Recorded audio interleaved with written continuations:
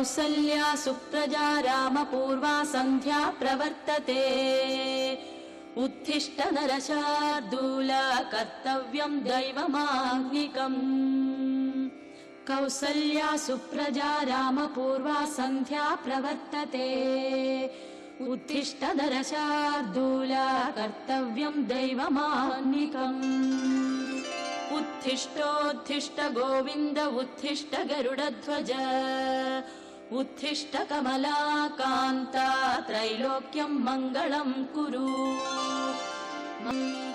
पद्मेश मित्र शतपत्र गतालिवर्गाः हर्तुं श्रियं कुवलयस्य निजाङ्गलक्ष्म्या भेरी निनादमिव बिभ्रति तीव्रनादम् शेषाद्रिशेखर विभो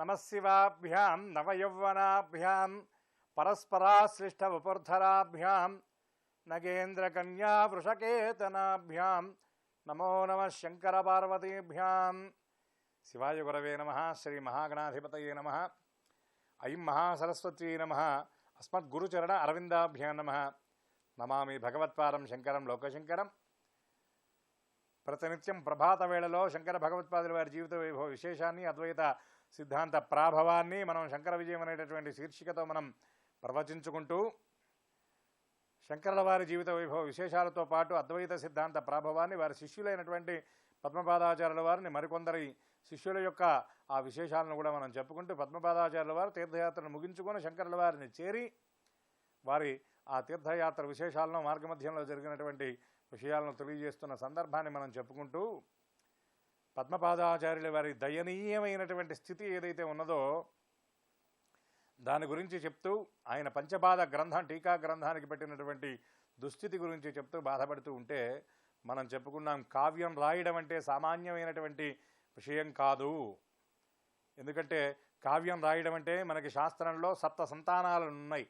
నదులు, కాలువలు తవ్వించడం, అలాగే చెరువులు తవ్వించడం, బావులు తవ్వించడం, వృక్షాలు నాటించడం, దేవాలయాలను కట్టించడం, వాటితో పాటు గ్రంథ రచన కూడా చేయడం, వీటిని సప్త సంతానాలు అంటారు. ఇంకొక మాట కూడా అంటారు, ఖిలము కాకున్నది ధాత్రికృతి. ఇవన్నీ కూడా చెరువులు పూడిపోవచ్చు, బావుల్లో ఉన్నటువంటి నీరు ఇంకిపోవచ్చు, దేవాలయాలు శిథిలమైపోవచ్చు. కానీ గ్రంథ రచన కనుక చేసినట్లయితే ఆ గ్రంథం అంటే కేవలం పుస్తకం శిథిలమైపోవచ్చు, కానీ ఆ పుస్తకంలో ఉన్న విషయాలన్నీ కూడా మిగతా వాళ్ళు అధ్యయనం చేసి వాళ్ళ మస్తకంలో దాచుకుంటారు. కాబట్టి ఆ గ్రంథస్థం చేసినటువంటి విషయాలన్నీ కూడా ఎక్కడికి పోవు.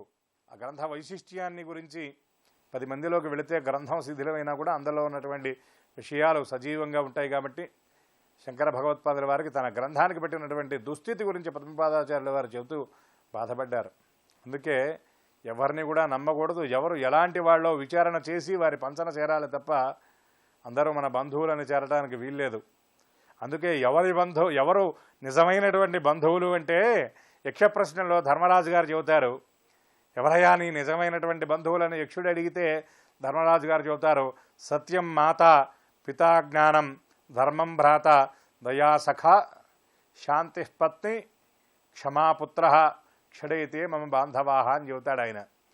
ఎవరు నాకు నిజమైనటువంటి చుట్టాలంటే నా తల్లి ఎవరంటే సత్యము, నాకు జ్ఞానము తండ్రి, ధర్మం భ్రాత, నేను ఆచరించినటువంటి ధర్మం ఏదైతే ఉన్నదో అది నాకు సోదరుడు, దయా సఖ, నాలో ఉన్నటువంటి దయాగుణం ఏదైతే ఉన్నదో అది మిత్రులు, అట్లాగే శాంతి ఏదైతే ఉన్నదో అది నాకు భార్య, క్షమాపుత్ర, నా క్షమాగుణం ఏదైతే ఉన్నదో అదే సంతానము, షడైతే మమ బాంధవాహ, ఈ 6 నా బంధువులు, ఈ 6 గుణాలు నాకు బంధువులని ధర్మరాజు చెబుతాడు. ఎవరు నిజమైనటువంటి బంధువులంటే ఎవరైతే మన ఉన్నతిని, మన అభ్యున్నతిని, మన అభివృద్ధిని కాంక్షిస్తారో, మన కోసం ప్రాకులాడతారో, మన శ్రేయస్సుని అభిలషిస్తారో వారు మన వర్ణం వారు కాకపోయినా, మన జాతి వారు కాకపోయినా, మన కులం వారు కాకపోయినా, మన మతం వారు కాకపోయినా, మన ఊరు వారు కాకపోయినా, మన వీధి వారు కాకపోయినా వారు మన నిజమైనటువంటి బంధువులని మనం గ్రహించాలి. ఇక్కడ మేనమామ అయ్యుండి కూడా ఈర్ష్యతో తను ఆచరించేటటువంటి ప్రభాకర మతం ఏదైతే ఉన్నదో అది అద్వైత సిద్ధాంతం కనుక బయటికి వచ్చి ప్రకాశవంతమై ఆ వెలుగులో ఇది మాడిపోతుందని భావన చేసి ఆ ఈర్ష్యతో ఆ గ్రంథాన్ని తగలబెట్టాడు.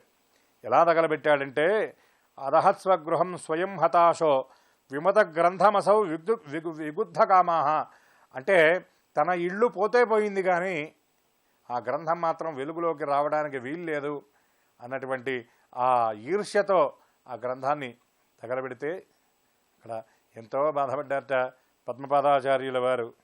ఎందుకంటే ఆ దుర్భావం ఉన్నటువంటి వాడు, దురుద్దేశం ఉన్నటువంటి వాడు ఎలాంటి వాడంటే మనకు ఒక మాట చెబుతారు, తల నుండి విషము ఫణికి, అంటే సర్పానికి తలలో విషం ఉంటుంది, తోకలో విషం ఉంటుంది తేలుకు. అట్లాగే తలా తోక అనేటటువంటి విచక్షణ లేకుండా చెడ్డవాడికి మాత్రం కరుడికి ఒళ్ళంతా విషమే ఉంటుంది. కాబట్టి అటువంటి చెడు గుణాలు కలిగినటువంటి వాడు కాబట్టి తన గుణాన్ని ప్రదర్శిస్తూ పద్మపాదాచార్యుల వారి మేనమామ ఆ గ్రంథాన్ని దహించాడన్నటువంటి విషయాన్ని తెలుసుకొని శంకరుల వారు చాలా బాధపడతారు. బాధపడి మిగతా శిష్యులందరూ ఉండగా ఒక మాట చెప్తారు, పద్మపాద నీవేమీ బాధపడాల్సినటువంటి విశేషం లేదు, నీకు పూర్వస్మృతి వచ్చేలాగా నేను అనుగ్రహిస్తున్నాను అనే హస్తమస్తక సంయోగం ద్వారా శంకరుల వారు పద్మపాదాచార్యుల వారికి మళ్ళీ కూడా ఆ పూర్వ స్మృతిని అనుగ్రహించి ఆ మేనమామ పెట్టినటువంటి విషాహారం ఏదైతే ఉన్నదో ఆ విష ప్రభావం అంతా కూడా పోయేలాగా ఆశీర్వదించి అనుగ్రహించారు. కానీ శంకరుల వారు ఇంకొక మాట అంటారు, నీకు ఇప్పుడు స్మరణకు వచ్చినా రాకపోయినా నీవు రచించినటువంటి గ్రంథం లోగడ సురేశ్వరాచార్యులతో కలిసి నేనున్నప్పుడు నాకు ఆ గ్రంథాన్ని మొత్తాన్ని కూడా చదివి వినిపించావు కాబట్టి నీవు చెప్పినటువంటి సందర్భంలో నేను ధారణ చేశానయ్యా, కాబట్టి ఆ సందర్భంలోనే నేను సురేశ్వరాచార్యులకు చెప్పి నేను మొత్తాన్ని దాన్ని గ్రంథస్థం చేయించాను, కావాలంటే ఇప్పుడు కూడా మళ్ళీ చెబుతానని చెప్పి పద్మపాదాచార్యుల వారి ముందు ఆ గ్రంథాన్నంతా కూడా చెప్పి మళ్ళీ చక్కగా రాయించి ఆ పంచపాద గ్రంథాన్ని, టీకా గ్రంథాన్ని సిద్ధం చేస్తారు శంకర భగవత్పాదుల వారు. అందుకే వివేకానందుల వారు ఒక మాట అంటారు, శంకరుల వారంటే సామాన్యులు కాదు, సాక్షాత్తు దక్షిణామూర్తి స్వరూపమని వివేకానందుల వారు శంకర ది బ్రెయిన్ అంటారు. అంటే ఎక్కడైనా కూడా దాచిపెట్టాల్సినటువంటి మెమరీని కేబీలలో, ఎంబీల్లో, జీబీల్లో, అట్లానే జీబీలు దాటిపోతే టీబీల్లో కొలమానం చేస్తే శంకరుల వారి యొక్క మేధస్సు ఎంతో కొలవాలంటే ఈ టీబీలు సరిపోవు, ఇంకా చెప్పాలి అంటే హెచ్బీ అని ఉంటుంది, ఆ హెచ్బీలు కూడా సరిపోవు. అంతటి అపారమైనటువంటి మేధా సంపత్తి కలిగినటువంటి వాడు. కాబట్టే దక్షిణామూర్తి యొక్క చిత్రపటం ఇంట్లో లేకపోయినా శంకరుల వారి చిత్రపటం ఉంటే చాలు, ఆ నలుగురు శిష్యులతో ఉన్నటువంటి శంకరుల వారిని మనం అలా చూస్తూ ఉంటే చాలు, కొంతసేపటికి మనకు ఆ శంకరుల వారే దక్షిణామూర్తిగా కనబడతారు. సాక్షాత్తు దక్షిణామూర్తి స్వరూపమే శంకర భగవత్పాదుల వారు. ప్రతి ఇంట్లో తప్పకుండా శంకర భగవత్పాదుల వారి చిత్రపటం ఉండాలి. శంకరుల వారి యొక్క అనుగ్రహానికి ఎవరైతే పాత్రలవుతారో వారందరికీ కూడా దక్షిణామూర్తి యొక్క అనుగ్రహం పరిపూర్ణంగా లభిస్తుంది. శంకరుల యొక్క కృప మనందరికీ ఉండాలని ఆశిస్తూ మరిన్ని విషయాలను రాబోయేటువంటి భాగాల్లో తెలుసుకునే ప్రయత్నం చేద్దాం. నమామి భగవత్పాద శంకరం లోకశంకరం. స్వస్తి సర్వేషాం.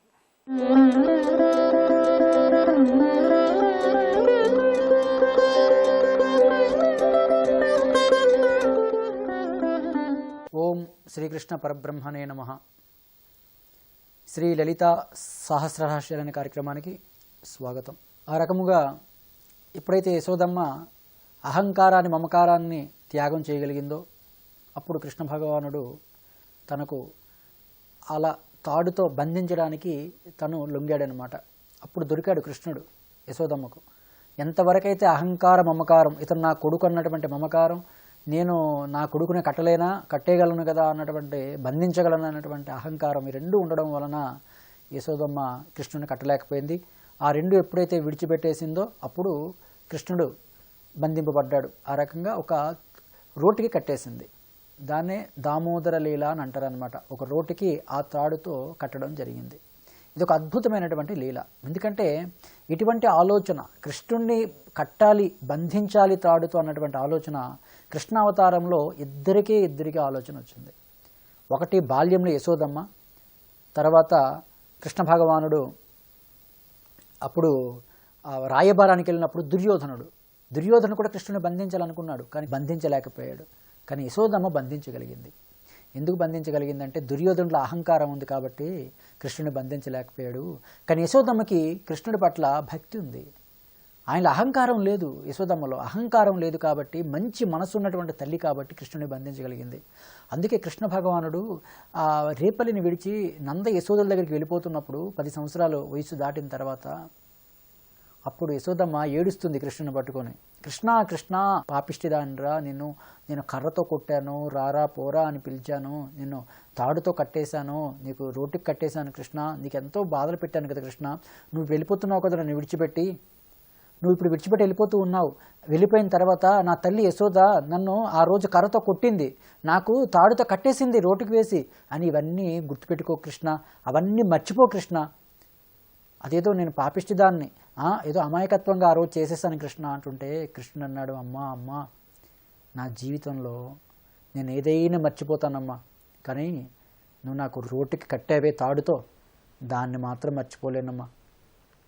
అలాగే నువ్వు నన్ను రారా పోరా అని పిలిచావే, అది నేను మర్చిపోలేనమ్మా అంటే, అయ్యో కృష్ణ నన్ను ఎందుకురా అవి మరలా గుర్తు చేస్తావు, శూలాలతో నా గుండెని పొడవకురా నాయనా, నాకు అవి గుర్తొస్తుంటే బాధగా ఉందిరా అంటే, అమ్మా నీకు బాధగా ఉందేమో, నాకు చాలా సంతోషంగా ఉందమ్మా, ఎందుకంటే ఈ సృష్టిలో నన్ను ఎవరు కట్టగలరమ్మా, నన్ను కట్టే శక్తి సృష్టిలో ఎవరికి ఉందమ్మా, అది నీకు తప్ప నన్ను ఎవరూ బంధించలేరమ్మా, నీకు మాత్రమే నేను చిక్కుతాను, ఎందుకు తెలుసా, నీలో భక్తి ఉందమ్మా, నీలో అహంకారం లేదమ్మా, నీకు మాత్రమే అదృష్టం దక్కింది, అందుకే నా జీవితంలో మర్చిపోలేని లీల, నేను పూతన్ని చంపాను, శకటాసురుని వధించాను, ఎంతోమంది రాక్షసుల్ని బంధించాను, సంహరించాను, కానీ అవన్నీ మర్చిపోతానేమో, కానీ నువ్వు నాకు తాడుతో కట్టినటువంటిది మాత్రం మర్చిపోలేను, ఎందుకో తెలుసా, అది భక్తుడు మాత్రమే చేయగలడు, ఇంకెవ్వరూ చేయలేరు.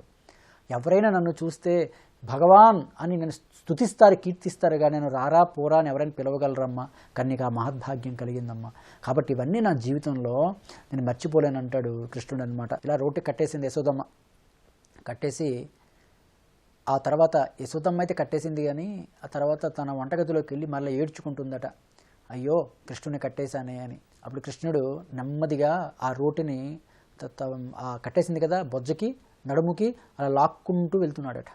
అలా పెరటలోకి వచ్చాడు. అలా పెరటలోకి వస్తే కోతులు ఉన్నాయి, మర్కటములు బయట. ఆ కోతులు చూసి దేనంగా చూసాయట కృష్ణుని. అయ్యో మా నాయకుడు అరెస్ట్ అయిపోయాడు, ఇక మా పరిస్థితి ఏమిటి అనుకుంటున్నాయట. ఎందుకంటే కోతులకు నాయకుడు కృష్ణుడు ఎట్లా అయ్యాడంటే, కృష్ణుడు వెన్న దొంగిలిస్తే అవన్నీ కూడా కోతులకు పెట్టేవాడట, కోతులు శుభ్రంగా తినేవి. కానీ ఈరోజు పరిస్థితి ఏమిటి, మా లీడరే అరెస్ట్ అయ్యాడు, ఇంకా మాకు వెన్న పెట్టేది ఎవరు అనుకుంటున్నాడు కోతులు. అప్పుడు కృష్ణుడు కోతులను చూసి అన్నాడు, చూసారా మర్కటములారా, వెన్న తినేది మీరు, తన్నులు తినేది నేను, మీకోసం నేను వెన్న తస్కరిస్తే ఈరోజు నాకు శిక్ష పడింది, నన్ను కట్టేసింది మా అమ్మ, చూసారా అని కోతుల్ని చూసి కృష్ణుడు అంటుంటే కోతులట కన్నీరు పెట్టుకున్నాయట. అయ్యో కృష్ణ మా కోసం నువ్వు బంధింపబడ్డావా కృష్ణ, కట్టబడ్డావా అని ఏడుస్తూ ఉంటే అప్పుడు కృష్ణుడు కోతులను చూసి అంటాడు, ఓహో ఎందుకు కన్నీరు కారుస్తారు, ఏదో అలా తమాసా కన్నానులే, నా బంధం నేనే విడిపించుకుంటానులే అంటే ఆ కోతులు ఉంటాయి, కృష్ణ మాకు ఆ బంధం విప్పాలని ఉందయ్యా, మీ అమ్మ కట్టేసిందే రోటికి, అది విప్పాలని ఉంది మాకు, కానీ కృష్ణ అది విప్పలేకపోతున్నాం కృష్ణ, విప్పే భాగ్యం మాకు లేదు, విప్పే శక్తి మాకు లేక విప్పలేకపోతున్నాం, కానీ మా మనసులో మాత్రం విప్పాలని కోరిక ఉంది కృష్ణ అంటే కృష్ణుడు అంటాడు, ఏం పర్వాలేదు నా బంధనం నేనే విడిపించుకుంటాను అంటాడట కృష్ణుడు. అలా లాక్కుంటూ వెళ్తున్నాడట.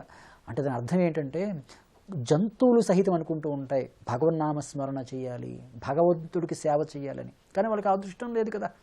ఇప్పుడు జంతువులు ఇలా భాగవతం చెప్పలేవు, లేకపోతే జంతువులు కృష్ణ పాటని పాడుకోలేవు, భగవన్ నామాన్ని రామ కృష్ణ అనలేవు, ఎందుకు, వాటికి స్వరం లేదు, అంటే మాట లేదు జంతువులకు.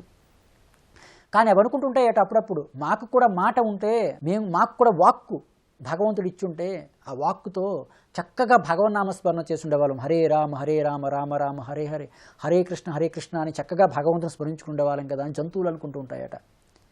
కానీ వాడికి అవకాశం ఇవ్వలేదు, కానీ మనకు భగవంతుడు ఇచ్చాడు అవకాశం.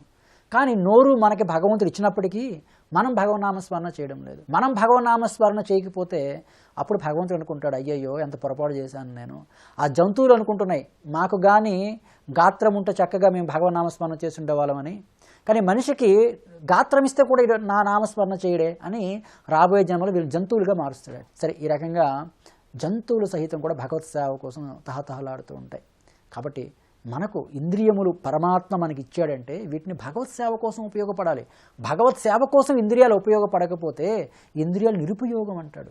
వైకుంఠు పొగడని వక్త్రమే ఢమఢమధ్వనితోడి డక్కగాక హరిపూజనము లేని హస్తంబు హస్తమే దరుశాఖ వినిర్మిత దర్విగాక అంటాడు ప్రహ్లాదుడు. వైకుంఠుని పొగడకపోతే అది నూరే కాదయ్యా, అదొక డబ్బా లాంటిది అంటాడు. డగడగడ మనం మోగిస్తాం కదా, అటువంటి డబ్బాతో సమానం అంటాడు. హరి పూజ కోసం ఈ హస్తములు ఉపయోగపడకపోతే నావ నడుపుతున్న 2 తెడ్డులతో సమానం అంటాడట. ఇలా అన్ని ఇంద్రియాలను కూడా ప్రహ్లాదుడు వర్ణిస్తాడు. ఈ ఇంద్రియాలను కూడా భగవంతుడి కోసం వినియోగపడితేనే ఇంద్రియాలకు ఒక సార్థకత. భగవత్ సేవ కోసం ఇంద్రియాలు వినియోగపడకపోతే అవి ఉన్నా ఒకటే, నిరుపయోగం ఒకటే. ఈ యొక్క భగవంతుని రూపాన్ని చూడకపోతే ఈ కళ్ళు కళ్ళే కాదు, ఆ కిటికీల రంధ్రాలు అంటాడు ఆయన. అంచేత ఇంద్రియాలు భగవత్ సేవ కోసం వినియోగపడాలి. తదుపరి ఆ రొటీన్ లాక్కుండా ఏం చేశాడు కృష్ణ భగవానుడు అన్నటువంటి తదుపరి భాగంలో తెలుసుకునే ప్రయత్నం చేద్దాం. హరి ఓం తత్సత్.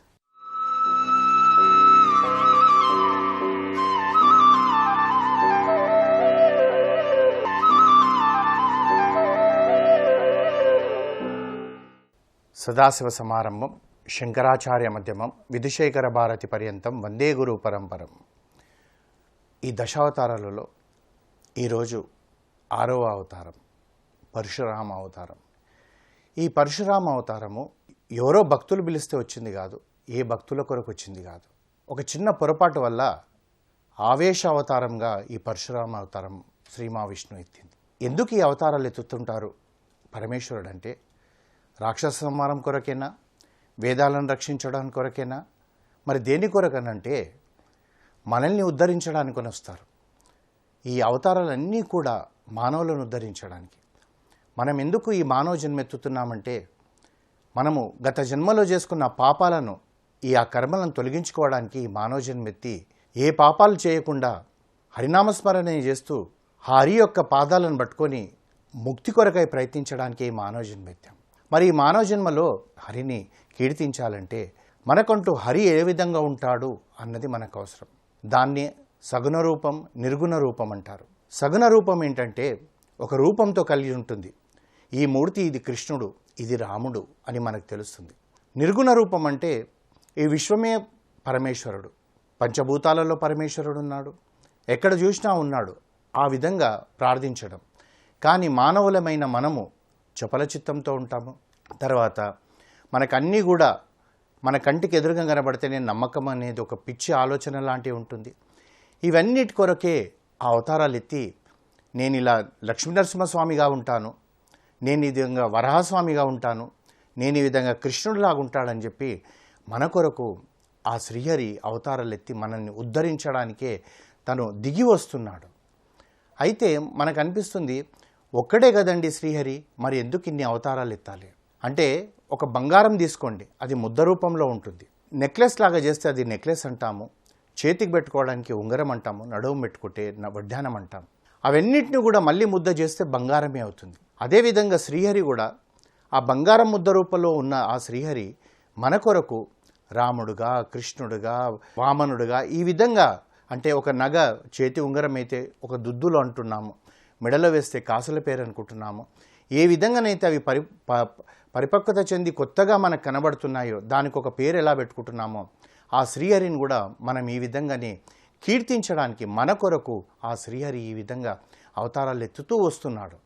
అంటే మనము ఇంతకుముందు కూడా చెప్పుకున్నాం, ఏమంటే అవతారాలు ఎత్తడానికి అతనికి ఒక కారణం అంటూ ఉండాలా, కారణం ఉంటేనే ఉంటుందా, లేదు ఎప్పుడో అవతారాలు ఎత్తాడండి ఇప్పుడు పిలిస్తే కూడా పలుకుతాడా, ఇప్పుడు కాదు ఎప్పుడైనా సరే, ముందు తరాల వారికైనా సరే, ఏ యుగంలో అయినా సరే గొంతెత్తి రామా అంటే తప్పకుండా పిలుస్తాడు. మనం ఒక చిన్న విషయం చెప్పుకుందాం. త్యాగరాజస్వామి తన కీర్తనలు పాడుతూ ఊరు ఊరు తిరిగేవాడు. ఒకసారి శ్రీరామనవమి వస్తుందంటే భిక్షకు వెళ్ళేవాడు, ప్రతిరోజు కూడా భిక్షకు వెళ్ళేవాడు. అయితే ఒకసారి ఏమైందంటే, ఒక చిన్న పల్లకిలో ఆ రామచంద్రమూర్తిని, సీతమ్మ వారిని, లక్ష్మణుని, ఆ తర్వాత హనుమాను విగ్రహాలు పెట్టుకొని తాను ఊరు ఊరికి తిరుగుతూ శ్రీరామనవమి కొరకు అందరి నుంచి తోచిన దక్షిణ తీసుకునేవాడు. అయితే ఒక ఊరిలో ఒక జమీందారు కనబడి త్యాగరాజస్వామి మీద ఉన్న గౌరవంతో తాను అధిక పైకం ఇవ్వబోతే తాను తీసుకోలేదు. ఎందుకంటే త్యాగరాజస్వామి ఆనాడు ఈనాడు కూడా తిరువాయూరులో పోతే మనకు తెలుస్తుంది, రేపటి కొరకు వాళ్ళ దగ్గర ఏముండదు ఈ రోజుకు కూడా. కానీ రేపు పొద్దుటికి వచ్చేటప్పటికి ఆ యొక్క ధాన్యం నిండిపోతుంది. అదే రాముడి యొక్క కృప, ఆ త్యాగరాజస్వామి యొక్క దీక్ష. నాకు రేపటికి అవసరమే ఉంది, నాకు రాముడు ఉన్నాడు అనుకున్నాడు. అదేవిధంగా ఆ జమీందారుతో అంటే కూడా వద్దు అనుకున్నాడు. అనుకుంటే ఏం చేశాడంటే ఆ జమీందారు ఆ యొక్క ఎవరైతే బోయలు పల్లకి మోస్తున్నారో, బాబు ఈ డబ్బు ఇందులో పెట్టుకోండి అన్నాడు. అయ్యయ్యో మేము ఈ డబ్బు తీసుకున్నామని తెలిస్తే మా గురువులు మమ్మల్ని కోపడతారండి, మేము తీసుకోమంటే ఇది మీ కొరకు కాదు నాయన, శ్రీరామనవమికి ఖర్చు పెట్టుకోండి అని చెప్పేటప్పటికీ ఆ యొక్క డబ్బును అక్కడైతే ఒక గుడ్డ వేసి రాముడిని పెట్టారో దాని కింద పెట్టారు. వాళ్ళు ఈ విధంగా ముందుకు వెళ్తూ ఉంటుంటే ఏమైందంటే అందరూ ఆ త్యాగరాజ స్వామితో ఉన్న కొందరు పరిగెత్తుకొని పోతున్నారంట. ఎందుకు అలా మీరు పరిగెత్తుతున్నారంటే దారి దోపిడి దోచే గజ దొంగలు వస్తున్నారు, అందు గురించి మేము పరిగెత్తుతున్నాం, మీరు కూడా పరిగెత్తండి అన్నారట. అనేటప్పటికీ మా దగ్గరే ముందు పరిగెత్తడానికంటే అప్పుడు ఆ యొక్క అనుచరుడు చెప్పాడంట, గురుగారు క్షమించాలి, మన దగ్గర డబ్బు ఉందన్నాడంట. మన దగ్గర డబ్బు అంటే ఆ జమీందారు ఇచ్చాడు అంటే ఎందుకు తీసుకున్నారంటే రామకళ్యాణం కొరకు ఖర్చు పెట్టమన్నారు కనుక మేము తీసుకున్నామంటే, సరే అది రాముడిదైతే రాముడే రక్షించుకుంటాడు, మనకెందుకు భయం అన్నారు. ఆ చీకట్లో అక్కడ పెట్టే ఆ పల్లకిని దించినారు, నిద్రపోయారు. తెల్లవారు లేచి అక్కడ దగ్గరలో ఉన్న సెలయేరులోకి వెళ్ళి స్నానం అది చేసుకొని వచ్చి కూర్చున్నాడు. మళ్ళీ ప్రయాణమయ్యే సమయంలో ఓ ఇద్దరు పరిగెత్తుకుంటూ వచ్చి ఈ త్యాగరాజస్వామి కాళ్ళపైన పడ్డారు. పడేన్నారంటే, గురుగారు మాకు నిన్న మేము రాత్రంతా చూసిన ఇద్దరు వ్యక్తులను మాకు చూపెట్టండి అన్నారంట. అనేటప్పటికి ఏంట్రా మిమ్మల్ని మేము చూపెట్టడం ఏంటిది అంటే, క్షమించండి, నిన్న మేము మీ దగ్గర దొంగతనం చేయాలని వచ్చాము, కానీ వచ్చేటప్పటికి ఒకతను ఈ యొక్క మేఘాలు ఏ విధంగా ఉంటాయో అంటే నీల మేఘంతో ఎలా ఉంటుందో ఆకాశము ఆ విధంగా ఉన్నాడు, ఇంకొక అతనేమో ఎర్రగా ఉన్నాడు. వాళ్ళిద్దరూ కూడా ఇలా ధనస్సు బాణం పట్టుకొని మా దిక్కే పెట్టారు, వదిలితే మా గుండెలో చీల్చుకుపోయేది. మేము ఈ పల్లకిలో ఉన్న డబ్బును దస్కరించాలని చెప్పి మేము అనుకుంటే వాళ్ళు రాత్రంతా అలాగే ఉన్నారు. మేము భయపట్టి పరిగెత్తుకొని పోయి నిద్రపోయాము. అయినా కానీ తెల్లవారితే కూడా వాళ్ళనే చూడాలనే తపన పెరిగిపోయింది. క్షమించాలి, దొంగతనం చేయడానికి వచ్చాము, కానీ ఒక్కసారి ఆ ఇద్దరిని చూపెట్టండి గురుగారు అన్నారట. త్యాగరాజస్వామి, రాముడు సొత్తు రాముడే కాపాడుకుంటాడంటే మీరే వచ్చి కాపాడుకున్నారా రామ అని చెప్పి తను గొంతెత్తి కీర్తి ఇచ్చాడంట. అంటే చూడండి, ఎప్పుడు త్రేతాయుగం ఎప్పుడు కలియుగం అయినా కానీ రాముడు వచ్చాడు.